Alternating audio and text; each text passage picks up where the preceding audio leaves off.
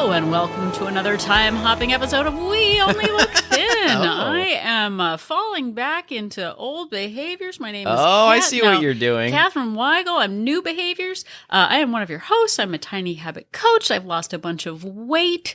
And with me today is... Donald Weigel, and I'm falling back into bed. And I'm also one of your hosts, and I am here to talk about the fact that I lost about 100 pounds and have kept it off for about 5 years. 5 years. Being very vague with the exactness. Have you also done it for one extra hour or one fewer hours? Well, we're falling back. It depends on, yeah. So what Catherine is referring to is that daylight saving time is ending. It's happening. Whatever it is, if you're listening to this today. At least in North America. I'm not actually sure what the rest of the world does. Yeah, it's either darker today or brighter today. Actually, I shouldn't even say North America. I know in the United States. Yeah. And not even all the states move the clock. So let's just, anyway, most of them do. Yeah, but there is no denying that it is either getting brighter or darker where you are right now.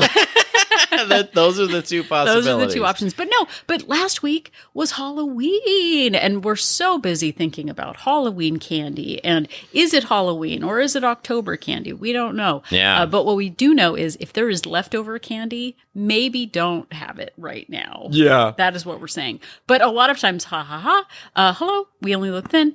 But we tend to think about Halloween, and then we tend to think about Thanksgiving and Christmas. But what we forget sometimes is that when daylight savings ends, that's what it's happening? Ending. And I will admit, I had to look it up before the episode started because I always forget whether it's starting or ending. But it is ending.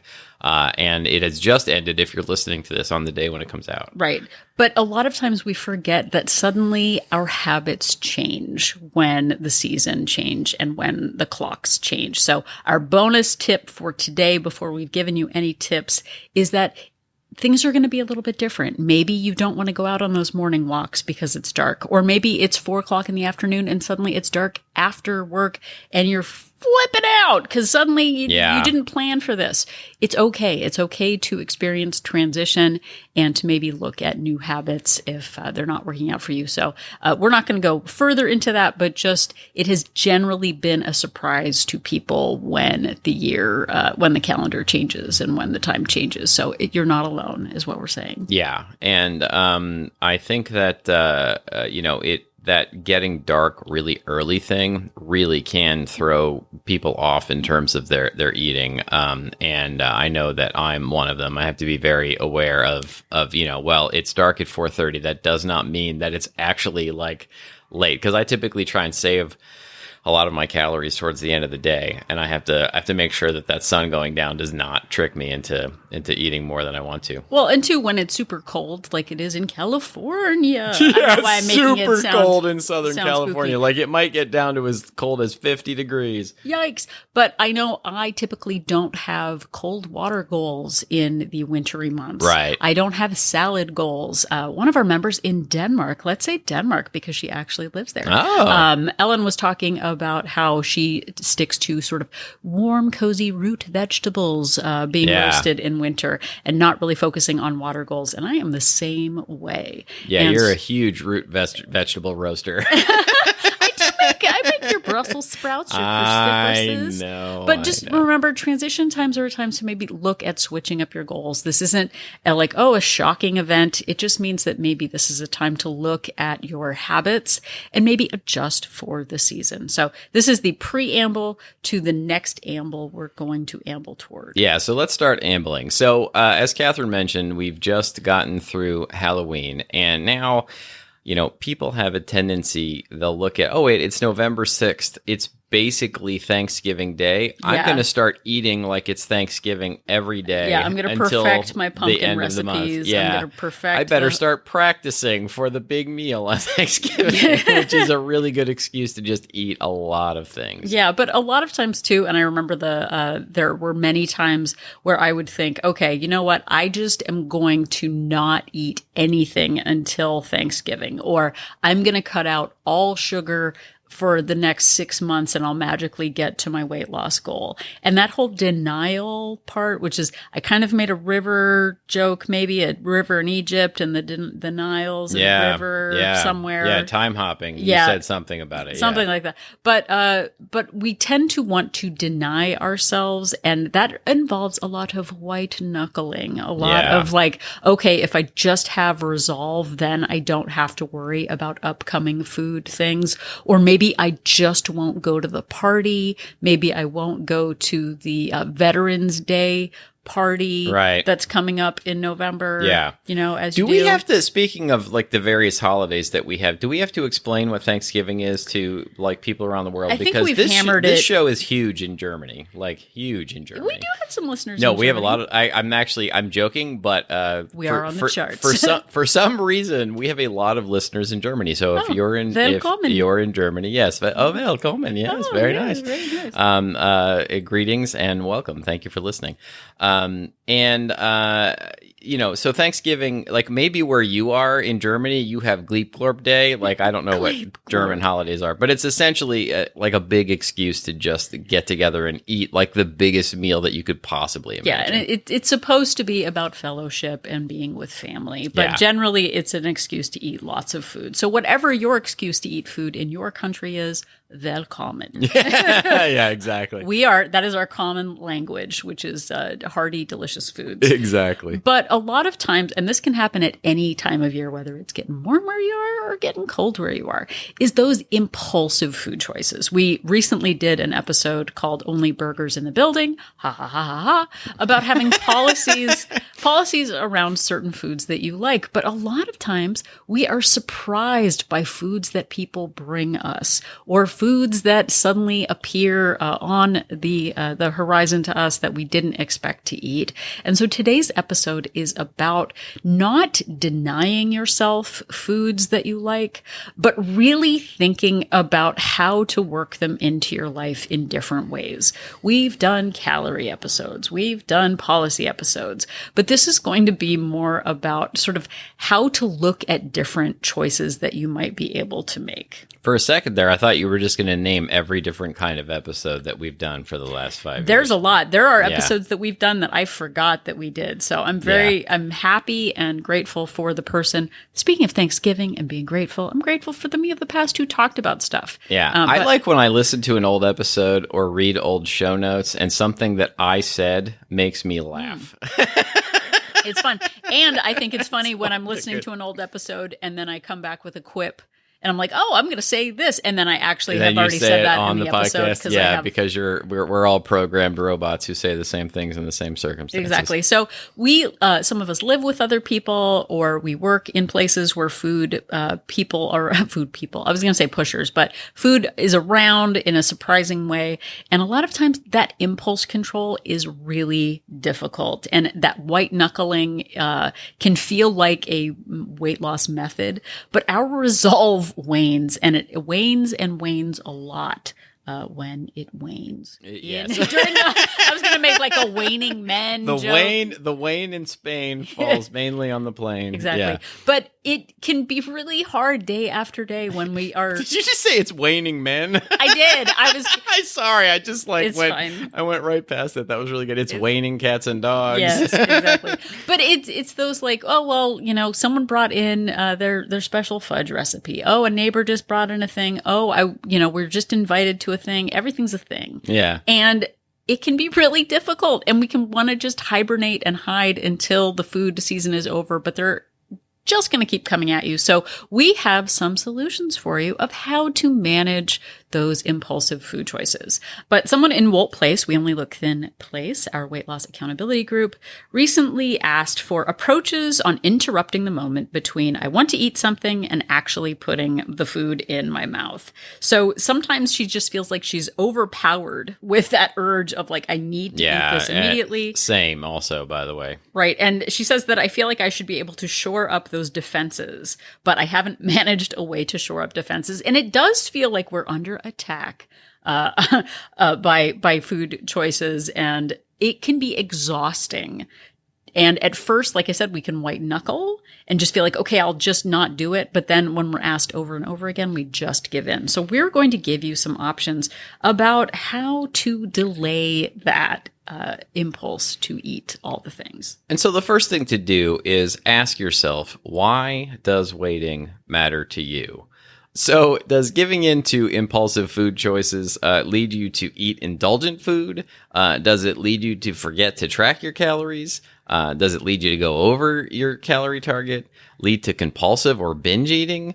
Does it make you eat the impulsive food plus your planned food? Ooh, we call that the Hobbit syndrome. Hobbit syndrome. So in the Lord of the Rings movies, there's a scene which I've never felt so seen in my whole life or understood. They're traipsing through the landscape and they're like, hey, you already had breakfast, Aragorn says to the hobbits. And the hobbits are like, yes, we've had one breakfast, but what about second breakfast? Yeah, no, Levensies and after breakfast. I am totally about the additional food. Yeah, absolutely. Or lastly, does giving into impulsive eating just make you feel gross and feel like you should have more control? And that's sort of the shame circle that can happen. Well, no, and all of this is a real question. It's not just about impulsive food, because there might be people out there who go, oh, I didn't know that this was going to be an option. I'm going to track it and everything's fine and it's not a problem. But if impulsive food choices is negatively impacting what you're telling yourself you want for yourself, which is weight loss or weight maintenance, then these are the questions that you can ask yourself. How is it negatively impacting you? Because I think for a very long time, I just felt like a victim to it. Oh, well, I just won't be able to do this because there are impulsive choices around me. So really, how are these hobbity choices affecting your life? Yes, indeed. So what is the first step in controlling impulsive choices? So this is the part where you actually start paying attention to your life. You do a little bit of investigation. So you can ask yourself questions like Jessica Fletcher. Yeah. J.B. So you Fletcher. want to become an investigator of yourself. Yeah. And get really curious about your own habits and feelings. Exactly. So the first is where with a W. Oh my goodness. Sorry. We're doing this. Okay, yeah. Where and when. Sorry. So we are often impacted by environmental prompts. Where are you? Are you at work? Are you in your kitchen? Are things out on the counter? Where is this happening? When? Are there certain times of day or the month that you're most vulnerable to impulsive food choices? Like Donald said, sometimes in the morning we have great resolve, but then by the evening time, we just don't care. We're different people. Yeah. I mean, 99 out of 100 bad food choices I've made in my life were after 7 p.m. Exactly. So we never say it's like 5 o'clock a.m. somewhere. It's usually Right. 5 p.m. somewhere. Right. So why? Can you talk about or think about the emotions around why you're eating? Some people eat in all emotional states, but sometimes it's stress, and that is not a good thing. What feelings might you be trying to avoid? And then again, what categories of food? It's not like, oh my gosh, I can't stop myself from eating celery, everyone. Like, I've got a real cucumber problem. Once I have one, I don't stop. we do have a niece who loves cucumber. Yeah, that's true. Loves it, but that's not her problem. Yeah, She- like loves it like candy loves it. It's one Yeah. of the most interesting things I've ever seen. Yeah. And then again, those, what categories, what patterns do you see coming up? I know that those were a lot of rapid fire questions, but what, when, where, how, and all of those emotions really factor in. Because if you're not paying attention to, well, I don't know. Okay, well, why don't you start thinking about it? Like really pay attention to your day. When does it come up? Yeah, and sometimes it might be a combination of things. Like you might be perfectly capable of eating a particular food at a particular time of day, but then you eat it at a different time of day, and it's off to the races. Exactly. And my races include, no, we've already talked about this, but that's why it's like, okay, if I have sugar in the morning, it makes me want to have sugar all day. If I have lots of carbs in the morning, it makes me tired. So really get curious. So one thing you can do is to really try and investigate and identify what emotionally is prompting you into making these impulsive food choices. And I can link to this. There's a whole like emotion wheel that I have in front of me. That's, you can't really see because this is a podcast, but I can link to it and really, really sort of look at how you were feeling when you made these choices and see if there's a pattern that emerges. And if you can then sort of identify where you can go from there to then plan ahead to prevent yourself from making these choices when you're in that emotional state. Well, and two, it's, in those times when you're super stressed, when you're trying to avoid dealing with a difficult situation. And sure, we can all celebrate and eat, like that definitely does happen. But a lot of times we're trying to avoid big feelings with food. So that is definitely an issue. And something that we talk about in Tiny Habits is really looking at designing our environments to better accommodate our hopes and dreams for the future. No, to accommodate our issues around food. So one question to ask is, what are the potential habit design changes I could make? Because a lot of this is just a habit. I walk past the desk at work and I grab a handful of candy. I walk past the craft services food table and I grab a handful of nuts or whatever. It's just habits, and habits can be redesigned. So we can do things such as, and including, removing the prompt. Don't leave the chips on the table. We can plan ahead. Again, we talked about this recently. We can have policies, no burgers in the buildings or only burgers in the building. We can pair food choices, and then we can also work on our identity. So these are kind of the big, the Fab Five we're going to talk about as we move ahead. And the first one, removing the prompt. Think about what you can do in your environment that you can change. Like, can you move food somewhere else, so that it's out of sight? I have a habit of, if I see something, it really will prompt me to really want it. So a seafood, I eat it. That's my diet. The seafood diet. Yes, everyone. It's the We Only Look Thin seafood diet. So, for example, I really like to include little tiny single serve fun size candy bars into my dessert at night, but I don't leave them out on the counter. I actually put them in a container, like a screw top sort of Tupperware type container, and I put them in the bottom drawer of the refrigerator because I also like them cold. I then really have to consciously kind of go out of my way, not only to see them. The Seek food diet. Yeah. Oh my goodness. This is not funny. I'm not even laughing at this, everybody. So don't think that I thought that was funny because I didn't. Food versus seafood diet. And that's the title of our new book that we're coming out with. But I really have to then really own the intention of going after them. I can't just sort of absentmindedly grab them. Maybe you're at work and Catherine mentioned you grab a handful of candy every time you walk past the receptionist desks. It could just be a matter of, you plan a different route to the copy room or to the restroom or, wherever you're having to walk past. It could be something like that. Okay, and part of that removing the prompt, and this is something that I've done, I've talked before about the Kentucky Fried Chicken being on the right side of the street when I'm driving home from Target. Yeah. And in removing the prompt, how do you remove a KFC? I literally take a different route home so that I'm not driving by the KFC. I know there are some people who have talked to about there being maybe a fast food place right next to the grocery store where they shop. Maybe it's time to shop at a different grocery store. Yeah. Maybe it's time to park or exit in a way that doesn't have you driving right past the fast food place or the bagel shop or the bakery. Yeah, I know we all like to think that we are higher beings with a higher intelligence, but I think most people are sorry. I think most people are familiar with Pavlov's dogs where he rang a bell every time that he fed them, and then ringing the bell made them salivate and be hungry eventually without actually even the food being there. I am like that with so many things, one of which is going to the Burbank airport. I suddenly want there's a fast food chain called Del Taco out here, and I suddenly want that because I had this habit for many years of anytime you'd go to the airport, you would, pick up Del Taco. So even now, so many years later, when I don't really do that anymore.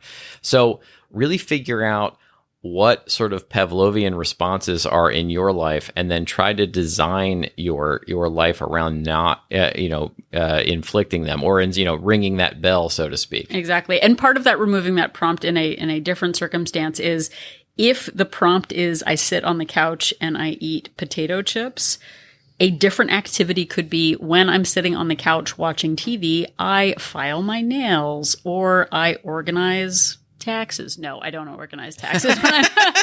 But can you do something that does it, like I know there are some people who do embroidery or crochet or just keeping your hands busy in a different way that doesn't involve food. So that doesn't support eating while you're doing your nails. Yeah, like what, during football season, which it is right now, I used to for a long, long time, the habit was, hey, it's football on. I'm going to drink some beer and, eat a bunch of chips. And instead of that now, I will sit in front of the TV and try and do something productive, like, fill pill cases, or organize something like Catherine said, or even better, I will oftentimes rebound during football and actually get exercise while it's happening, because I can do both at the same time. Yep. And our next tip is to keep it simple by planning ahead. We have talked about this too. If we know that we want to eat something, or that it's the time of year where we get a lot of snacks sent to us, or there's things at work, you can plan ahead. If you know it's there, pre-track and portion before you eat it. Do something like Donald does and have an eating schedule. He eats at certain times of day. So I have, just as an example, you could have breakfast at 9 a.m. and then you eat at noon, at 3, at 5, and if something presents itself randomly at 1 p.m., you just go, that's cool. I don't eat at 1 p.m., so this isn't a food time for me, and it's totally cool. Yeah, and that's really been central. I'm sorry to cut you off. That's really been central to me, because if I just sort of allow myself to eat whenever, the mood strikes me, then the mood strikes me like virtually all the time. Oh, all the time. I have been hungry since I woke up this morning. Just like, hey, it's time to eat. Hey, why don't we record a podcast because it's time to eat? You know what? I don't eat until after 10 a.m. So it's cool beans, everybody. Yeah, so I stick to the schedule. And also the schedule actually helps me because I have it, planned out in the afternoon where I'll eat something small once an hour. So I know that I have something coming once an hour, and that something gets me through to the next hour without me then impulsively going and eating a bunch more stuff. I'm like, oh, okay, well, this is when I eat and this is what I'm going to eat, and so I've planned it out. I've got it all logged in my tracker already, and I know what's going to happen so that I'm not just letting my impulses take over. Well, and a lot of times too, when we have eaten, because I eat very quickly, I can still think that I'm hungry after I've finished my plate of food, which happens a lot. And people have also said this to us of, I want to go back for seconds. I've already finished. One thing you can do is have sort of a plan to set a 10-minute timer, a 15-minute timer, something like that, where you just go, you know what, I'm just going to sit for a minute with the discomfort or with the desire to eat. I'm going to, actually not a minute. I literally just said 10 or 15 minutes. I'm just going to sit. And food isn't the option right now. I'll sit, I'll relax, I'll have a glass of water, I'll chat, but I'm not going to go back for 15 minutes. And then in 15 minutes, check in with yourself. There is still food available to you if you are actually still hungry. But yesterday we ate, and I had a couple of indulgent food choices, and not choices, I literally just ate them, but I ate them and then I kept eating. Guess what? My stomach started hurting because I didn't wait for that additional signal. I just wanted the food. And I almost did it in a way that was like, I'm going to eat this right now because I know I'm full, but I just want to eat it before my stomach hurts. And guess what? My stomach hurt. So yay me. When you know it's going to happen and you do it anyway. You do it anyway. Yeah. So I could have just delayed, not denied myself. But anyway, so that is another option.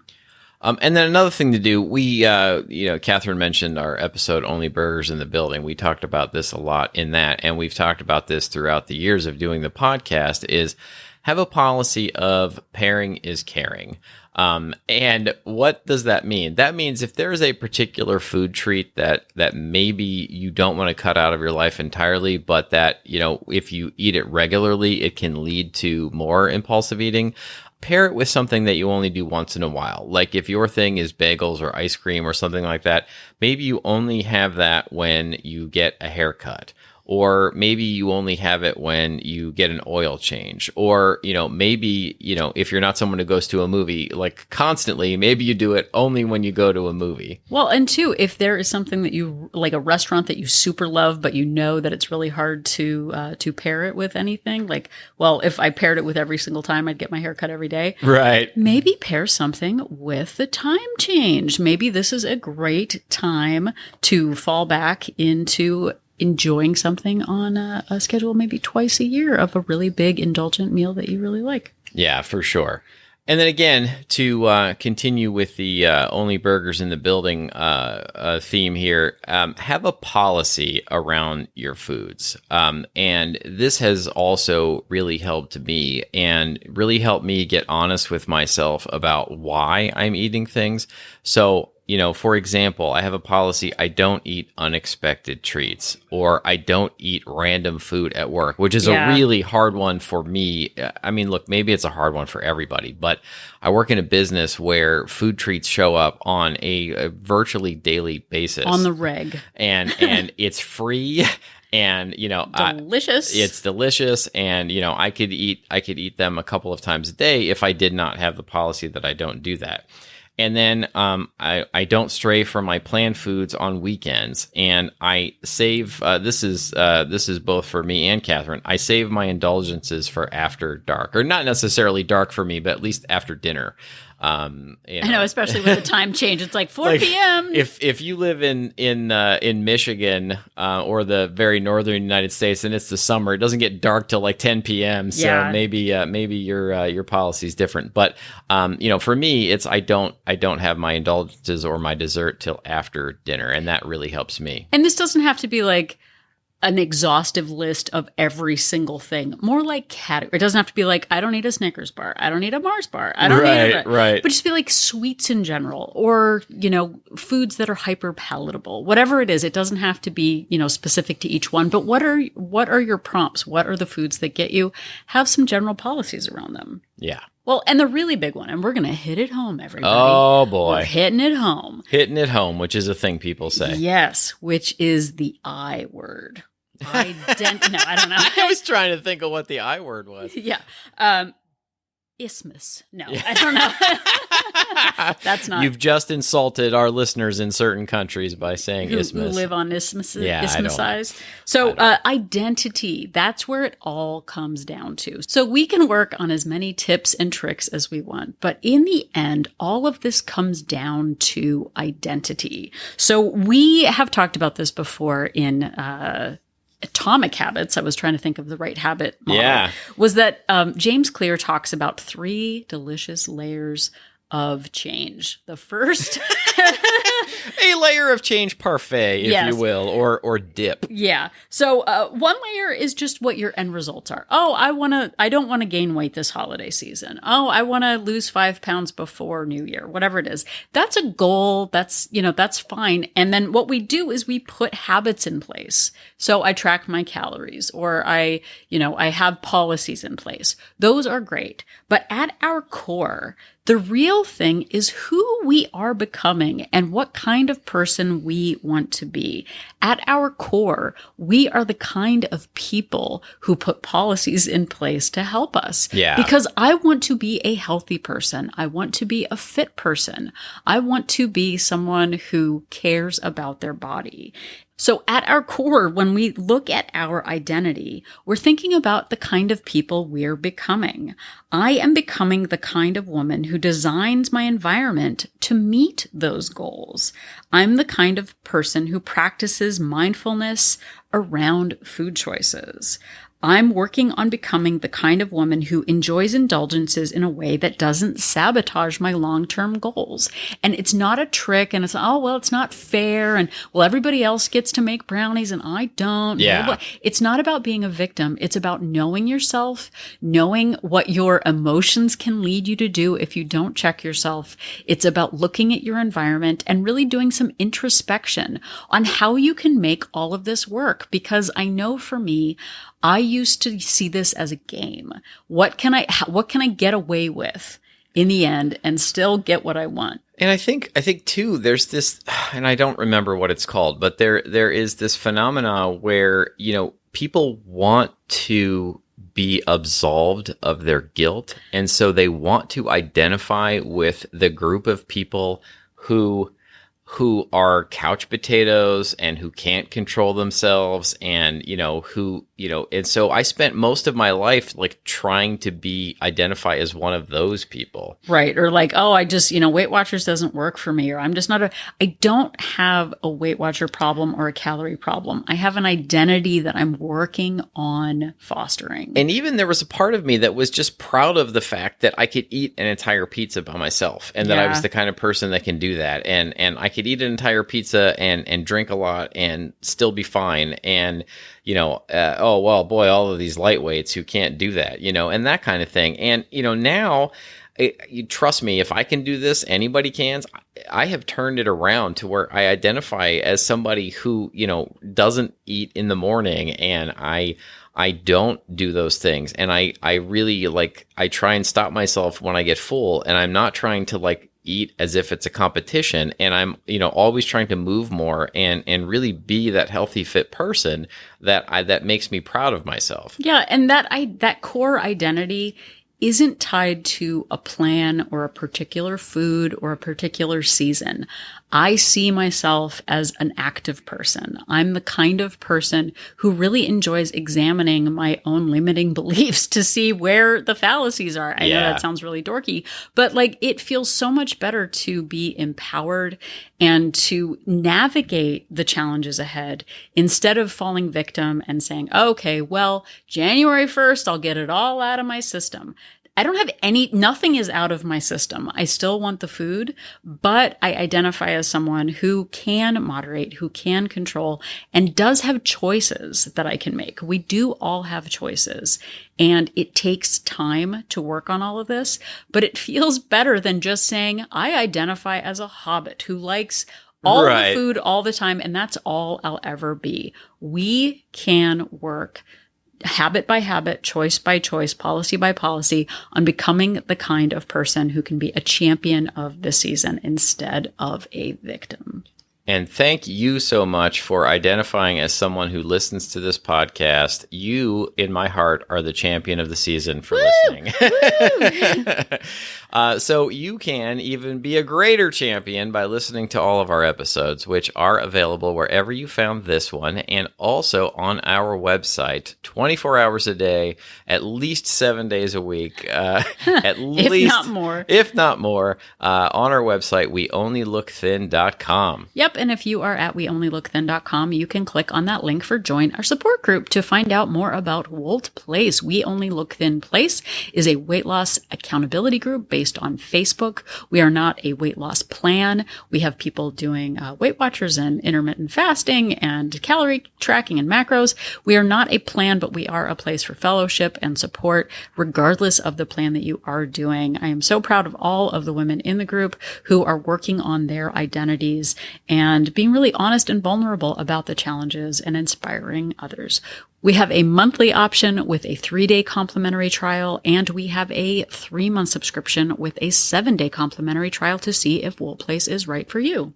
And if you're not ready to join Wolt Place, you can interact with us on social media at We Only Look Thin on Instagram, Facebook, and Twitter. Or you can send us an email to weonlylookthin@gmail.com.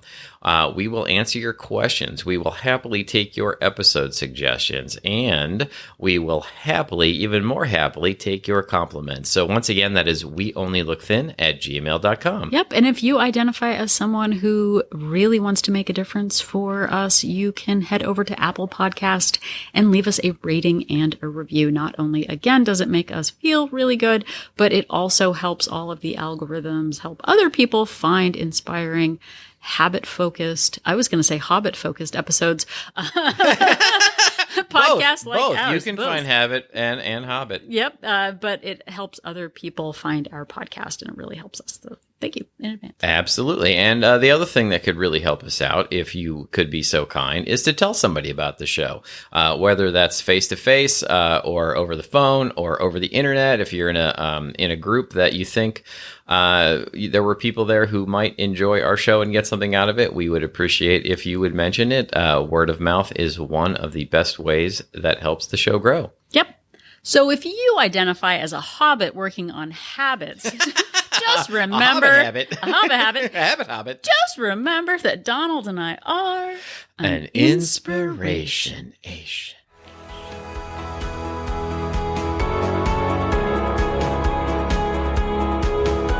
The information that you hear on this podcast is for informational purposes only. The hosts are not medical professionals. You should always consult with your doctor, nurse, or other certified health professional before beginning any diet or fitness program.